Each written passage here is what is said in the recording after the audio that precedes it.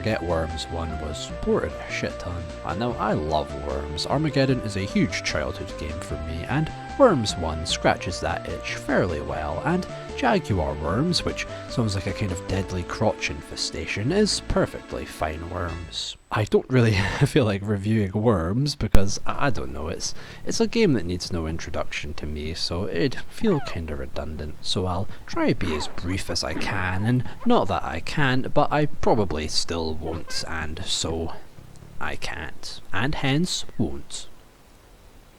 Worms. I forgot the old worms looked really freaking ugly. Goddamn humanoid worms. Oh, an even worse infection. Setting up your teams and naming is pretty laborious here, and it's not like the game keeps record anyway. Of course, I still tried to make a team, but they're not even kept over if you reset, which I did on accident, so yeah, shit.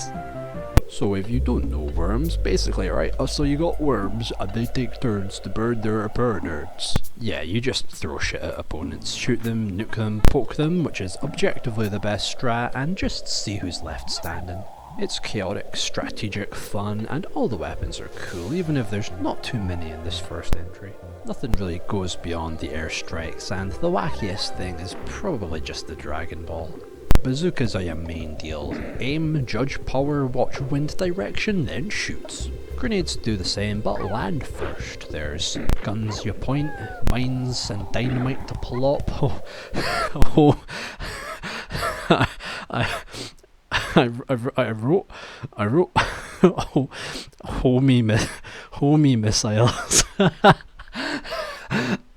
I'm not fucking changing it. I'm not. They're homie missiles from homie missiles and airstrikes when you really want to be a cheeky little fuck.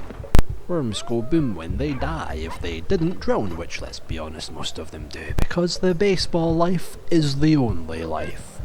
Health and extra weapons drop from above. Be careful of your environment, don't fall off shit from too high, and just tear apart the world. It's great 2 players, great 1 players, man, I just fucking love me some Worms, and this port is quite alright.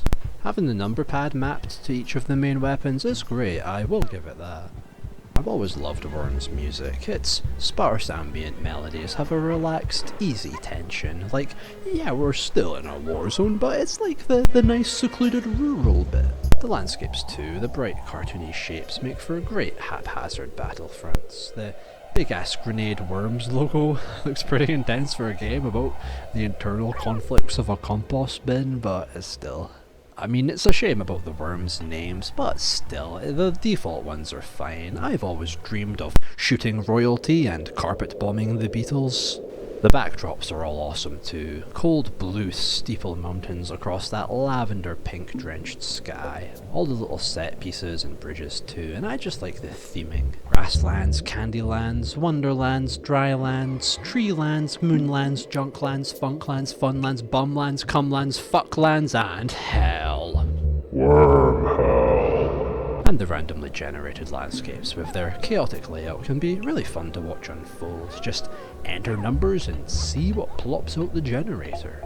Endless interesting little shapes, corners and crevices that make for both fun traversal and destruction. So in conclusion, Worms is Worms, even on a large cat.